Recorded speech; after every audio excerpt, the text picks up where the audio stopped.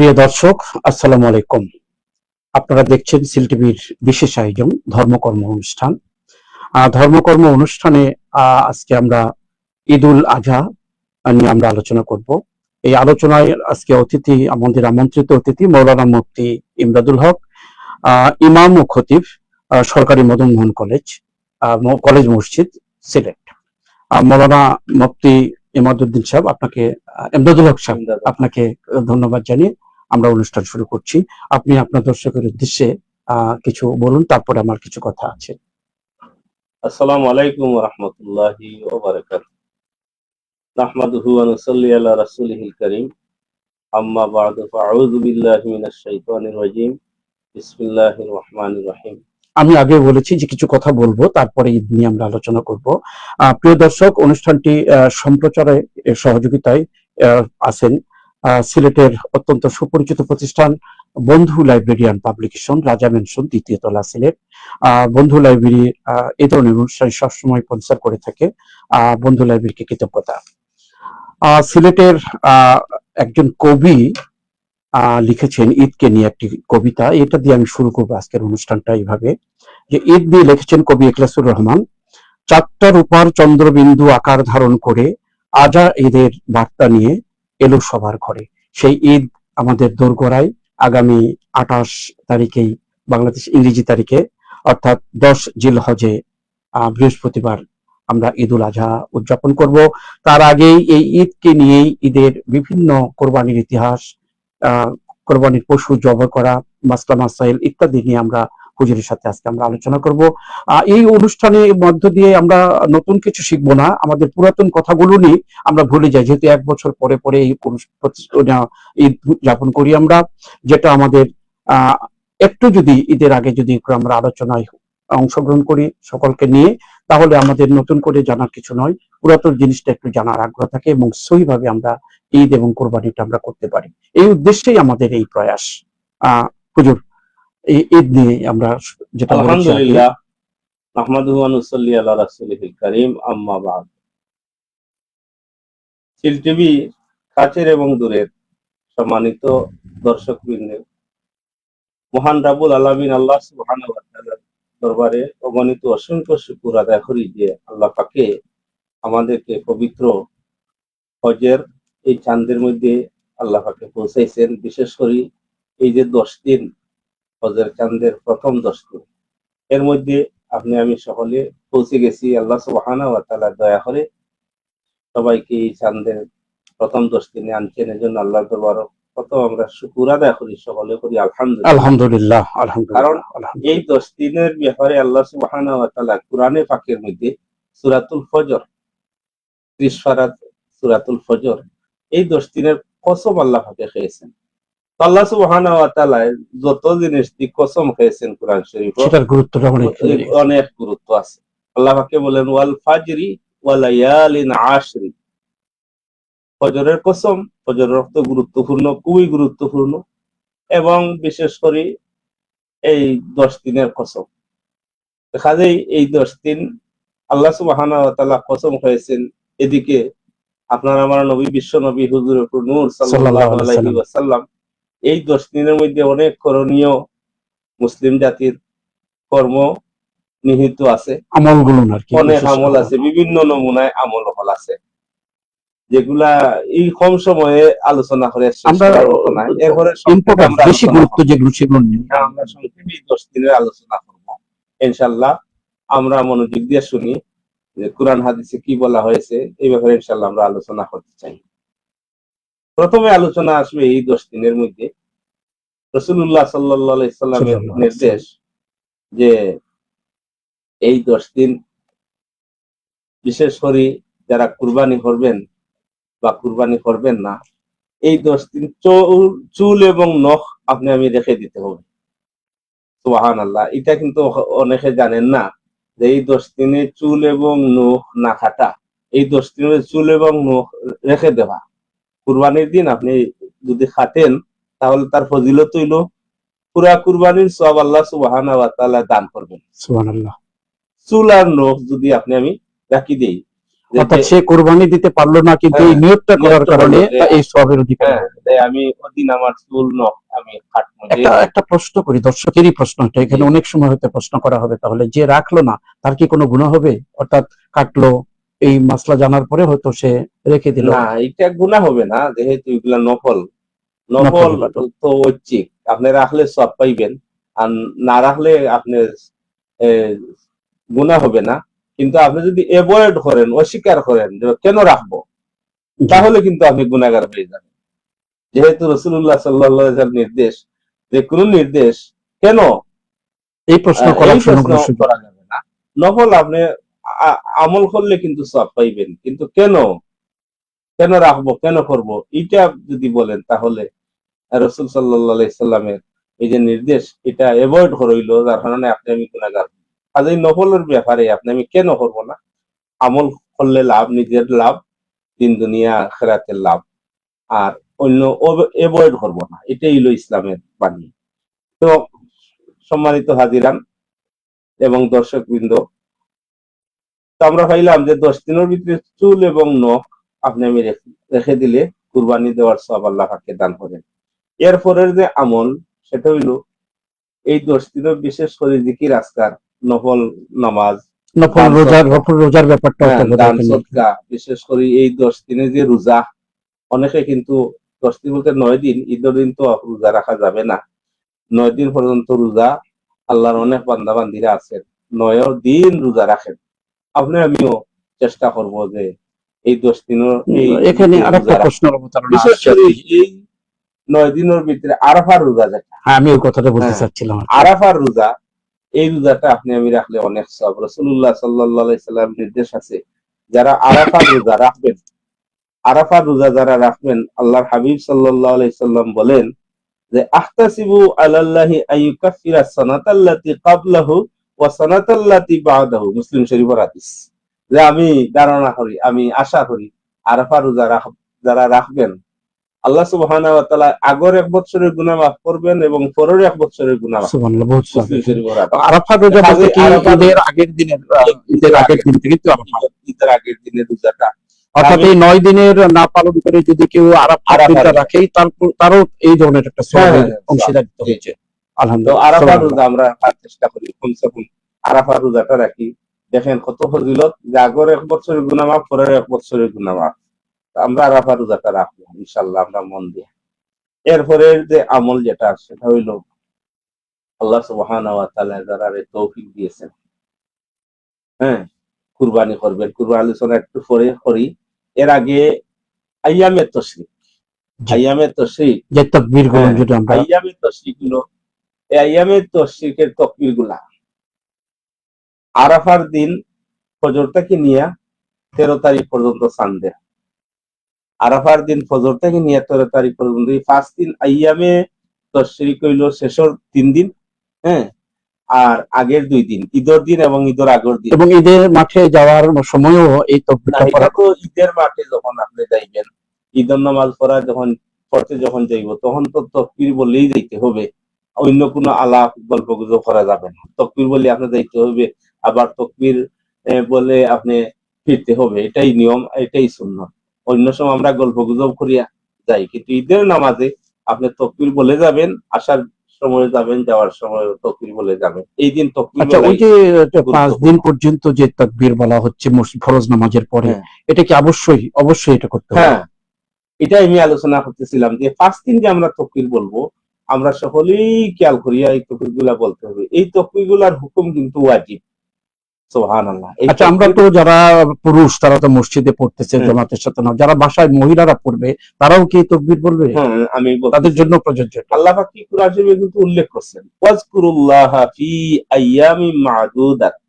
হযরত ইবনে আব্বাস, আব্দুল্লাহ ইবনে আব্বাস রাদিয়াল্লাহু তাআলা আনহু থেকে বর্ণিত হাদিস, তিনি বলেন ওয়াজকুরুল্লাহা ফি আইয়ামিন মা'দুদাত। মা'দুদাত কোন দিন, নির্দিষ্ট কোন দিন, যে গণনাকৃত যে কয়েকটা দিন আল্লাহ পাকে বলেন তোমরা আমার, হ্যাঁ, জিকির করো, আমার বরত্ব প্রকাশ করো। ইবনে আব্বাসে বলেন যে আইয়ামে মাদুদা হলো আইয়ামে তশরিক, এই 5 দিন, এই 5 দিন আপনি আমি তকবীর বলো। তকবীরটা কি? আল্লাহু আকবার, আল্লাহু আকবার, লা ইলাহা ইল্লাল্লাহু আল্লাহু আকবার ওয়ালিল্লাহিল হামদ। আমি দর্শকদের উদ্দেশ্যে বিনীত আরজ রাখতে চাই, আমরা অনেকেই এই তাকবীর গুলা মানে আমরা আমল করি না, অনেক সময় আমরা গাফিল থাকি, অথচ এটা ওয়াজিব। সকল পুরুষ মহিলার উপরে এটা ওয়াজিব, বালিগ বালিগ সকল পুরুষ এবং মহিলার উপরে এটা ওয়াজিব। হ্যাঁ, কাজে এইগুলা আপনি আমল করতে হবে। যদি আপনি ইচ্ছা করি স্যার এতে গুনাহ হবে, তখন কোনো অর্থ যদি আপনি পড়তে পারেন না, তখন এটার কাফার হইল যখন আপনার মনে হবে তখন আপনি পড়ে নিবেন। কাজেই সকলে খেয়াল করি এই অত্যন্ত তাকবীরগুলা গুরুত্ব আছে তাহলে এটার। কারণ এই তাকবীরগুলা ইতিহাস আছে। হ্যাঁ, এই তাকবীরগুলা আল্লাহ সুবহানাহু ওয়া তাআলা মকবুল বান্দাদের জবান থেকে বাইরেছে। বিভিন্ন তাফসীরের কিতাবে আছে যে এই তাকবীরগুলা কেন ওয়াজিব হইল, এটার অনেক ইতিহাস আছে।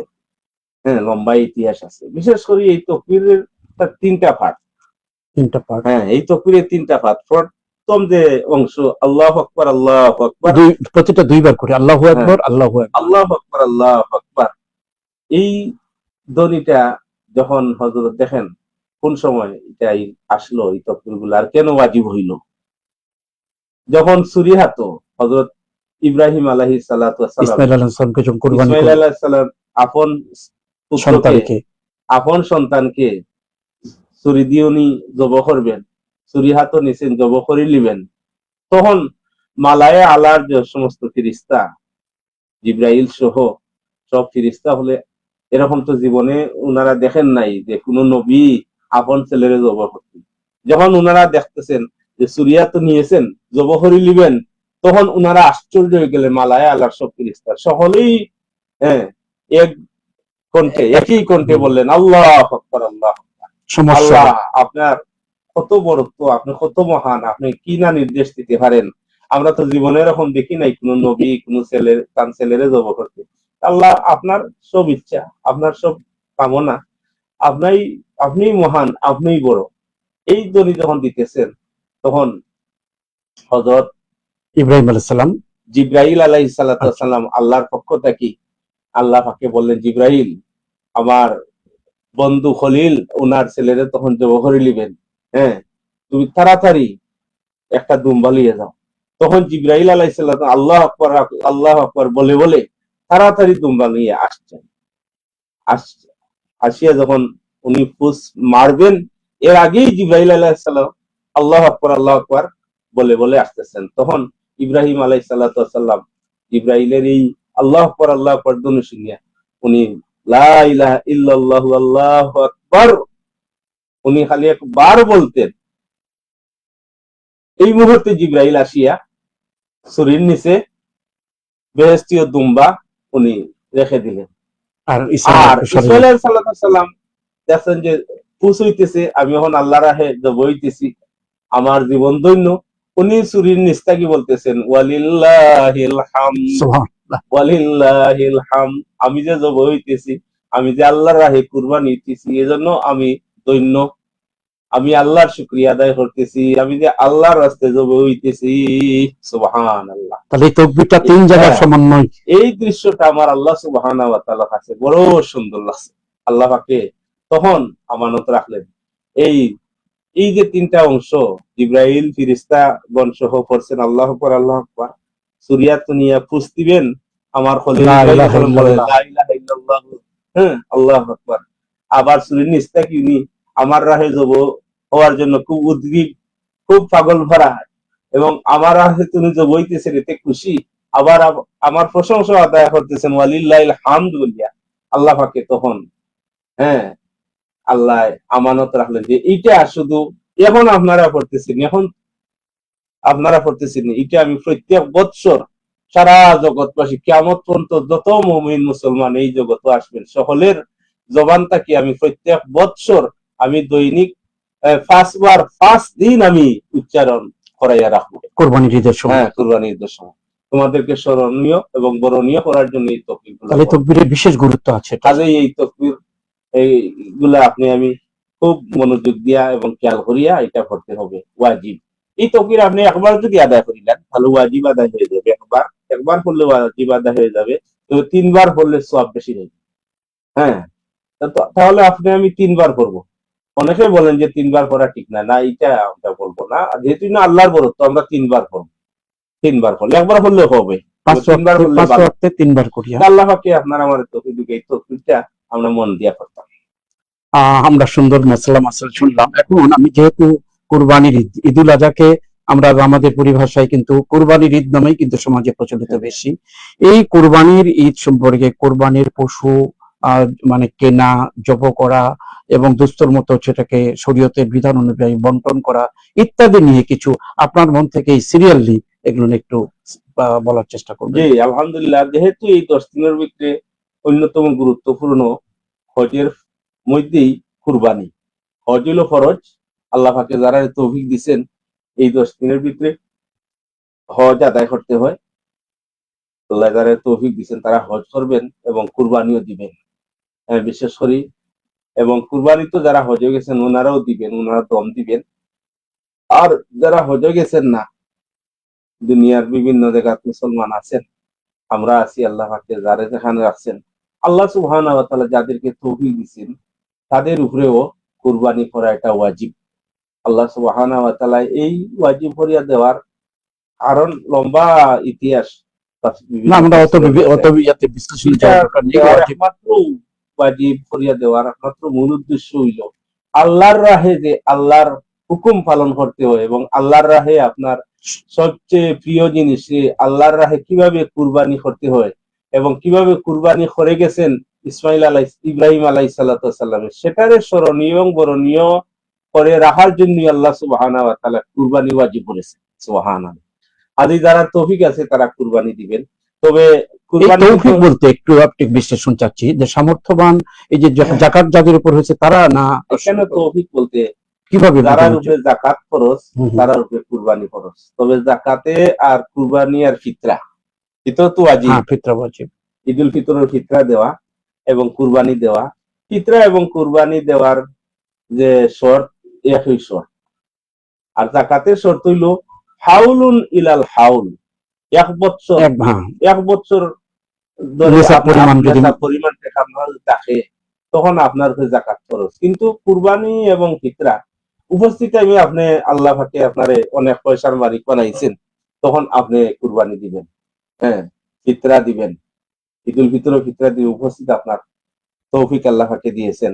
এবং কুরবানিটা আমি একটু আপনার সাথে ক্লিয়ার করি, কথা আলোচনাতে অংশগ্রহণ করি এইভাবে যে কোরবানি দিতে হবে যার ইয়ে আছে, সামর্থ্যবান, ওয়াজিব তাদের জন্য।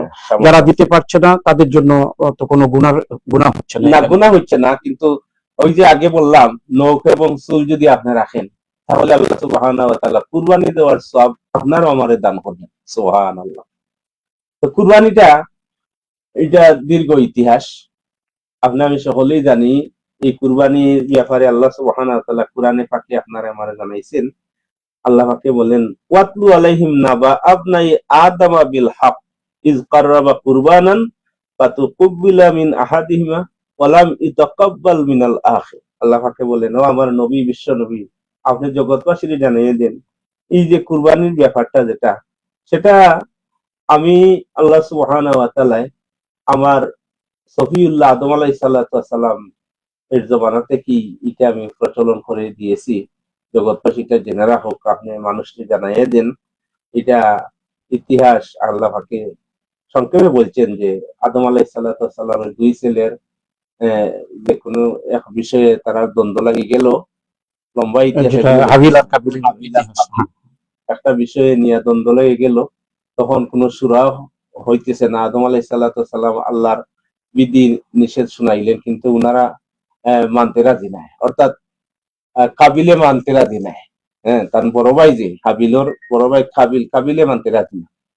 তখন আল্লাহ পাকে আবার বললেন তাহলে কুরবানি করুক তারা, ফয়সালা দিল আল্লাহ তাআলা যে কুরবানির মাধ্যমে তারা কুরবানি করুক, যার কুরবানিটা কবুল হবে সেই আমার বিধি নিষেধিটা মানতে হবে, আর যার কুরবানি কবুল হবে না তাহলে বোঝা গেল যে না, হে মানে আমার হুকুমে হে উল্টাই আছে, সে মনে হয় গ্রহণ করতেছে না।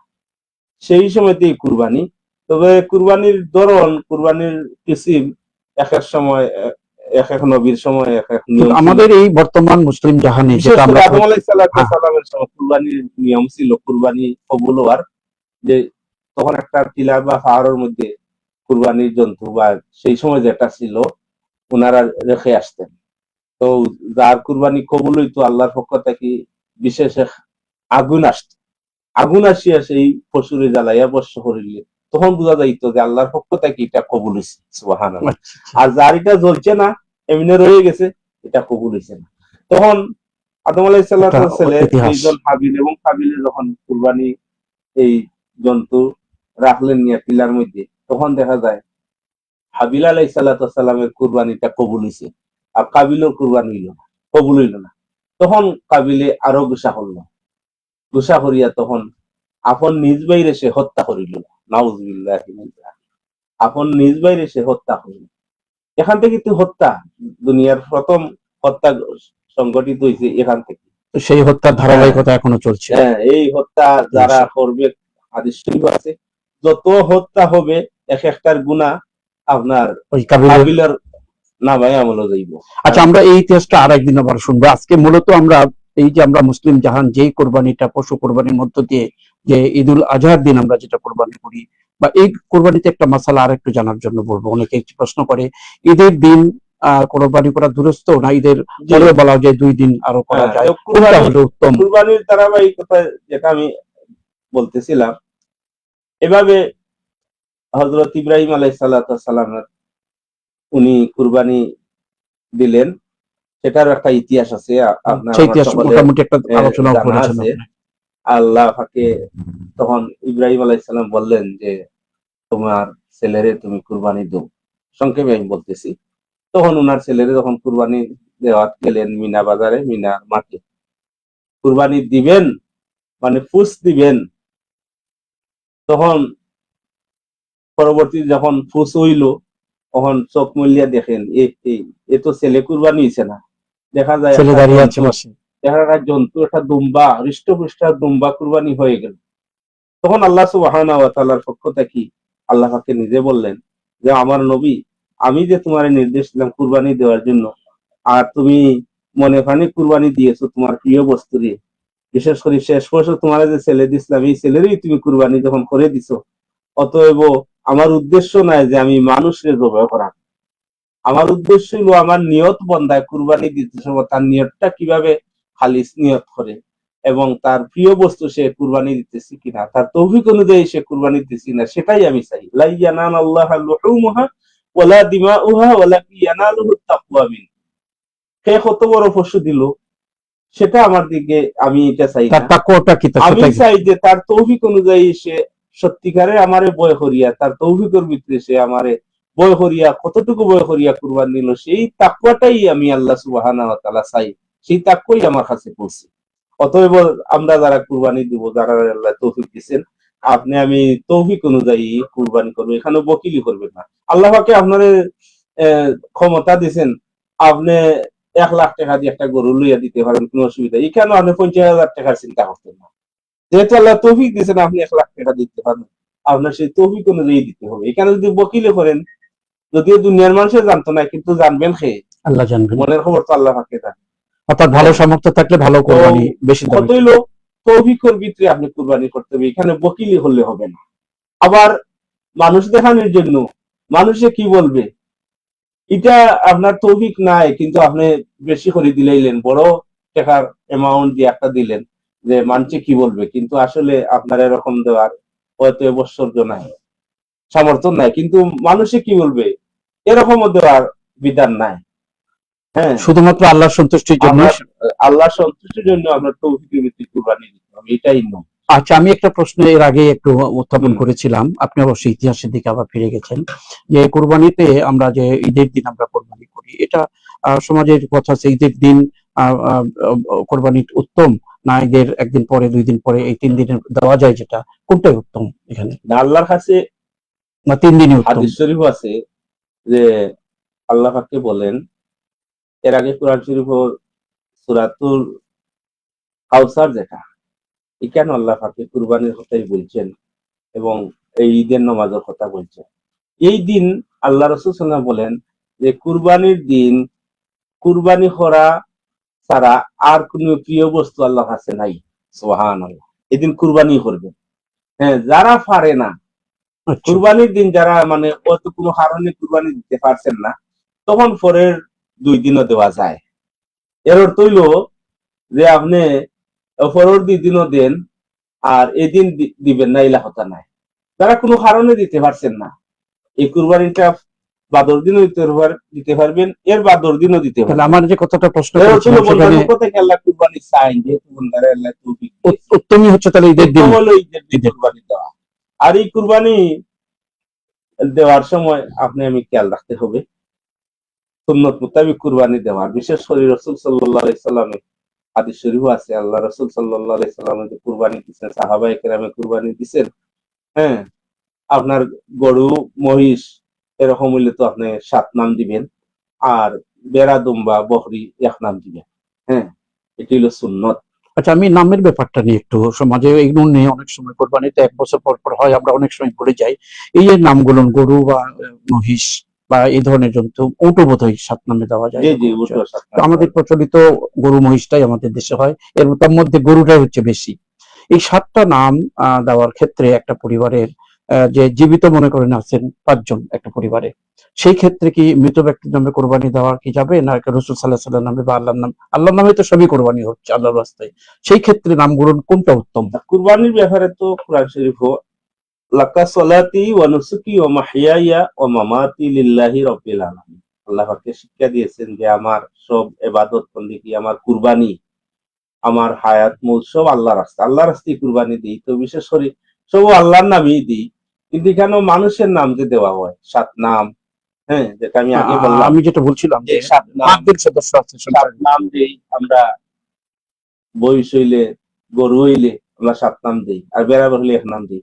এই যে 7 নাম দেওয়া, কুরবানিটা ওয়াজিব হার উপরে প্রথম আসে। হ্যাঁ, কুরবানি তো ওয়াজিব হইলো যারা জিন্দা তাদের উপর। তাদের ওটাই হ্যাঁ, যেমন আপনার পরিবারে ধরেন আছেন আপনি 5 সদস্য, হ্যাঁ, পরিবার, বা 3 সদস্য পরিবার, অথবা 7 সদস্য পরিবার, যে পরিবারের যত সদস্য থাকেন, প্রথমে আপনি চিন্তা করবেন যে আপনারা যারা জীবিত আছেন, যেহেতু জীবিতদের উপরে কুরবানি ওয়াজিব, সেটা ছোট বড় সব হ্যাঁ, মিলিয়ে। জীবিতর নাম দিবেন, জীবিতদের নাম দিবেন।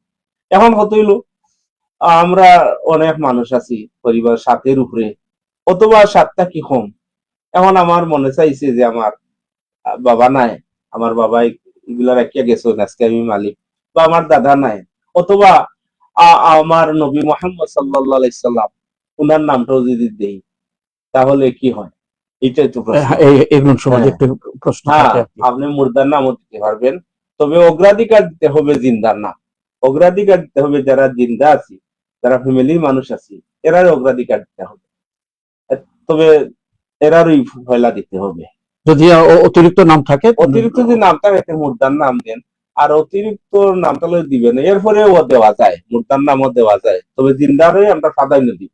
মসলা হলো জিন্দারে আমরা প্রাধান্য দিব, জিন্দার দুইটা ওয়াজিব, জিন্দাদের নাম দিব। আচ্ছা, আর একটা আর প্রশ্ন মুর্দার সমাজে নাম দিলে ঘুরপাক কোনো হয়। অসুবিধা নাই, তবে জিন্দারে প্রাধান্য দিতে হবে। আমি একটা প্রশ্ন করি দর্শকের পক্ষ থেকে, কোরবানির গোশত যে বন্টন, যেটা উন্নত বন্টনটা, মানে ইথিক্যাল, মানে সত্যিকার শরীয়সম্মত যেভাবে এখানে আর কি। অনেকে আমরা দেখছি বা শুনি, অনেকে ফাল্লা ফাত্তর লইয়া কুরবানির দিন ইয়াকেরে 3 অংশ করেন না। আমাদের ইসলামে তো করাকরি দেওয়া হইছে না। কারণ কুরবানির দিন তো আসলে আল্লাহর পক্ষ থেকে জিয়াফতের দিন। সুবহানাল্লাহ। জিয়াফত মানে দাওয়াতর দিন। দাওয়াতের দিন। যার কারণে আপনি এই ঈদুন নামাজও যাওয়ার আগে কিছু না খাইয়া যাওয়া সুন্নত। কুরবানির ঈদও আচ্ছা, কিছু না খাইয়া যাওয়া সুন্নত।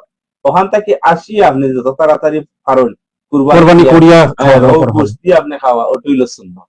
আচ্ছা, এত সময় তো অনেকে অপেক্ষা করতে পারেন না, কিন্তু সুন্নত কুরবানির গোশত দিয়ে খাওয়া। এখন কত হলো 3 বার করা, এটা আপনার সুন্নতে মুআক্কাদা নাই, তো করতেই এরকম নাই, এটা মাসনুন বা উত্তম। এখন আপনার ফ্যামিলিতে অনেক মানুষ, আপনি একটা, যেমন ধরেন আপনি একটা বকরি দিচ্ছেন, কিন্তু আপনার ফ্যামিলিতে অনেক মানুষ, তখন এখানে 3 বার খোঁজাই, 1 বার আপনার কত হানো, এত মানুষ আপনার ফ্যামিলি। তো নির্দেশ আইছে ইসলামও, আপনি যদি পারেন এই 2-3 হপ্তে আপনি আস্তা বকরি আপনি খাইলেন, এতে খেয়ে না দিলেও সুবহানাল্লাহ বলেন। সুন্নতের বরখেলাপও হ্যাঁ। হচ্ছে না। আলহামদুলিল্লাহ, আলহামদুলিল্লাহ। ইসলাম এটা উপহার দিছে। কিন্তু আপনি যে এই পাল্লা ভাত তুলিয়ে 3 ভাগ করতে এরকম কথা না। হ্যাঁ। আচ্ছা, একটা ছাগলের ক্ষেত্রে তো আমরা কি স্বল্প বুঝলাম? পরিমাণ 3 ভাগ করা এটা লাজিম নাই। কিন্তু আল্লাহ তৌফিক দিছে। আপনার অনেক গোশত আছে, বড় একটা দিছে। তখন একটা অংশ আপনি মিসকিনদের দেন, একটা অংশ আত্মীয়-স্বজনদের দেন, আপনি একটা অংশ রাখেন। তাহলে আপনার কাছ থেকে একটা ক্লিয়ার একটা কিন্তু মেসেজ আপনি লাগে নিজেও বন্ধু। পরিতৃপ্ত হয়ে খাইতে পারলেন না। কেন 3 ভাগ করার জরুরত নাই? বলা নিজের ফ্যামিলির লিয়া পরিতৃপ্ত ভাবে আপনি খেতে হবে। একটা জিনিস সুন্দর বিশ্লেষণ হয়েছে, তো কোনো মাপজোক নাই, আইডিয়া করিয়া এক ভাগ হচ্ছে হ্যাঁ, মিসকিনদের জন্য, এক ভাগ আত্মীয় স্বজনের জন্য, এক ভাগ নিজেদের জন্য। হ্যাঁ, তবে এখানে মাপজুক পাল্লা পাত্তর গুলিয়া মাপজুক কোন সময় দিবেন? যদি শরিকানা হয়, খেয়াল করেন। হ্যাঁ হ্যাঁ হ্যাঁ। শরিকানা যদি হয় তাহলে আপনি পাল্লা পাত্তর দিয়ে মাপ দিতে হবে। এর মাঝে যদি এক টুকরা যদি কম বেশি করা যাবে কম না বেশি সেখানে। এতে শুধুই দিবে। অর্থাৎ একটা গরুকে এক 7 জনের টুকরা নাম বেশি থাকলে গেলে শুধুই দিবে শরিকানা। এজন্য শরিকানা দিতে হইলে খুব খুশি দিবেন। এবং অনেকেই মানে পাল্লা পাথরের দরকার এখানে আছে এক্ষেত্রে। দর্শকদের উদ্দেশ্যে আমি বিনীত আরো করতে চাই, অনেকের শরিকানা দেন, কিন্তু আমরা দেখি শরিকানা দিলে অনেকের কুরবানি হয় না। কিভাবে? যেমন আপনার এখন বন্ধু বা পরিচিতি আপনি রাখলেন, উনি এসে কি বলবে আপনারে যে আমি তো এবার গোসু চাইতাম না বা খাইতে পারতাম না, তা আমার এখন 1 নাম বা 2 নাম আমার রাখি দিন। ওই দেখেন, উনার উদ্দেশ্য কি তা গোস খাওয়া, উনার উদ্দেশ্য কুরবানি নাই। কিন্তু আপনার উদ্দেশ্য হলো আল্লাহর রাহে কুরবানি করা। ওই যে আপনি শরিক করলেন, উনার উদ্দেশ্য কি? গোস খাইবেন। যে বাচ্চা কাচ্চারা গোসু চাইবে না, তা আমি 1 নাম বা 2 নাম দিয়া শরিক হইলাম। এই উদ্দেশ্যে যারা করবে এবং বাকি যারা আছে সকলের কুরবানিটা বাতিল হয়ে যাবে গোস খাওয়ার উদ্দেশ্যে। উদ্দেশ্য থাকতে হবে যে আল্লাহ আমার তৌফিক দিয়েছেন, তৌফিকের ভিতরে আমি কুরবানি, হ্যাঁ, হয়তো 1 নাম দিই, 2 নাম দিলাম। কিন্তু আমরা প্রায় সময় দেখি, প্রায় সময় শুনি, অনেকে বলে যে এবার গোসু খাইতাম না নি, 1 নাম বা 2 নাম দিলাই। এরকম মানুষ আপনারা শরিকানা সুন্দর করবেন একটি না। মেসেজ হ্যাঁ, আসছে। যে আপনার সাথে শরিক হইব আল্লাহর রাস্তায় আপনারা জানবেন ভাই আপনি শরিকানা আমার সাথে হইতেছে বা আপনার সাথে আমি হইতেছি, ফলে উদ্দেশ্য কিটা এই কথা বলবেন। অনেকে আমরা বলি না, সকলের শরিক রাখি, কিন্তু একজনের যদি কিতা বলেছেন, একজনের যদি গোসখাইয়ের উদ্দেশ্য হইকে যাতে সকলের বাতিল হইতে। অনেক অনেক ধন্যবাদ হুজুর, আমাদের সময় কিন্তু আপনারা অবসরতে দিচ্ছে না। আসলে এমন একটা বিষয় যেটা হয়তো শুরু করে হয়তো সারা রাত বিশ্লেষণ করলে অনেক এটা আলোচনা, শেষ হবে না। এই 10 দিনের অনেক আলোচনা, রজনী নিয়ে যথেষ্ট সংক্ষিপ্ত ভাবে যে আলোচনা করেছেন সিল টিভির পক্ষ থেকে আপনাকে অনেক ধন্যবাদ। প্রিয় দর্শক, আপনারা এতক্ষণ একজন বিজ্ঞ আলিমের কাছ থেকে উনি, আপনাকে আগে বলেছি যে সরকারি মদনমোহন কলেজের কলেজ মসজিদের ইমাম ও খতিব। আমি বাই দিস টাইম এই কলেজে মসজিদে আমার নামাজ পড়ার সুযোগ হয়। হুজুরের কাছ থেকে সুন্দর সুন্দর বয়ান, বিভিন্ন মাসের যে তাৎপর্য, এগুলো শুনেই আমি মূলত আকৃষ্ট হয়েছি। গতকালকে জুমার খুতবার আগে যে বয়ানটুকু আমরা শুনেছি, এই কোরবানির মাসলা মাসাল ইত্যাদি, আমি সেই থেকেই ওনাকে এখানে এনেছি। ওনাকে শবে বরাত, শবে কদরের উপর আমরা ওনার কাছ থেকে আলোচনা শুনেছি। আজকেও অল্প সময়ের মধ্যে ব্যাপক কোরবানির ইতিহাস থেকে শুরু করিয়া একেবারে শুরু হাবিল কাবিলের সেখান থেকে শুরু ইব্রাহিম আলাইহিস সালামের সেই দৃশ্য অবলোকন সহ সবকিছু বিষয়ে, কোরবানির পশু জবেও সামর্থ্য সব নিয়েই মাসলা মাসাইল আমরা আলোচনা করলাম। তবে সংক্ষিপ্ত সময়ের জন্য আমরা ব্যাপক কোনো আলোচনা করতে পারলাম না। এরই মধ্য দিয়ে যতটুকু আমরা আলোচনায় শুনলাম, এটা যদি আমরা ধারণ করতে পারি, মেনে চলতে পারি, এটা সম্পূর্ণ হচ্ছে আল্লাহ তাআলার সন্তুষ্টির জন্য এই অনুষ্ঠানটা আমাদের করা। মানুষ আমরা ভুল করি, 1 বছর পর যেহেতু ঈদ হয়, তার জন্যই আমাদের এই প্রয়াস সিল টিভির। আমাদের সাথে থাকার জন্য এতক্ষণ ধন্যবাদ জানালাম। কি হুজুর, কি আরো কিছু কোনো মেসেজ আছে আপনার? যে পরিশেষে যা কিছু আলোচনা হলাম, বিশেষ করে যে কয়েকটা মাসলা বললাম, এগুলোর দিকে আমরা সকলেই গুরুত্ব দিই এবং খেয়াল রাখিয়া আমরা কুরবানি করি। আর বিশেষ করে এই আরাফার রোজা যেটা বললাম, আবারও আমি সকলের কাছে বিনীত অনুরোধ করি, এই আরাফা রোজাটা রাখার চেষ্টা করুন। এত ফজিলত, আগের বছরের গুনাহ মাফ, পরের বছরের গুনাহ, আমরা আরাফা রোজাটা অনেক অনেক ধন্যবাদ। আর 2 নম্বরে আরাফার একটা দোয়া শরীফ আছে, খাইরুদ দুআয়ে দুআউ ইয়াউমা আরাফা। হ্যাঁ, সেই দোয়াটা হইলো রাসূল সাল্লাল্লাহু আলাইহি ওয়াসাল্লাম, যে এটা আমি নিজে পড়ি এবং অন্যান্য নবীগণও পড়েছেন। সেই দোয়াটা হইলো একেবারে সংক্ষেপে, লা ইলাহা ইল্লাল্লাহু ওয়াহদাহু লা শারীকা লাহু লাহুল মুলকু ওয়া লাহুল হামদু ওয়া হুয়া আলা কুল্লি শাইইন কাদির। আমি আবার বলতেছি, লা ইলাহা ইল্লাল্লাহু ওয়াহদাহু লা শারীকা লাহু লাহুল মুলকু ওয়া লাহুল হামদু ওয়া হুয়া আলা কুল্লি শাইইন কাদির। রাসূল সাল্লাল্লাহু আলাইহি ওয়াসাল্লাম যে বলেন যে এটা আমিও পড়ি, অন্য বাকি নবীগুলো পড়েছেন। অনেক অনেক এগুলো ধন্যবাদ আরাফাত দোয়া। হুজুরের কাছ থেকে সর্বশেষ একটি দোয়া আমরা শুনলাম এবং তকবিরগুলো সকলে খেয়াল করে বলবেন যে এটা ওয়াজিব। কোন শিখলাম। সময় যদি ভুলে যান এটা যখন স্মরণ হইবে তকবিরগুলা বলবেন। আল্লাহ সুবহানাহু ওয়া তাআলা আমরা সকলে এই 10 দিনের যে আমলগুলা আমরা খেয়াল করিয়া আমরা আমল করতাম। আল্লাহ সুবহানাহু ওয়া তাআলা তৌফিক এনায়েত ফরমাইতা। ওয়া আখিরু দাওয়ানা আনিল হামদুলিল্লাহি রাব্বিল আলামিন। আসসালামু আলাইকুম ওয়া রাহমাতুল্লাহি ওয়া বারাকাতুহু। অনুষ্ঠান এখানে আমরা শেষ করছি। আল্লাহ হাফিজ।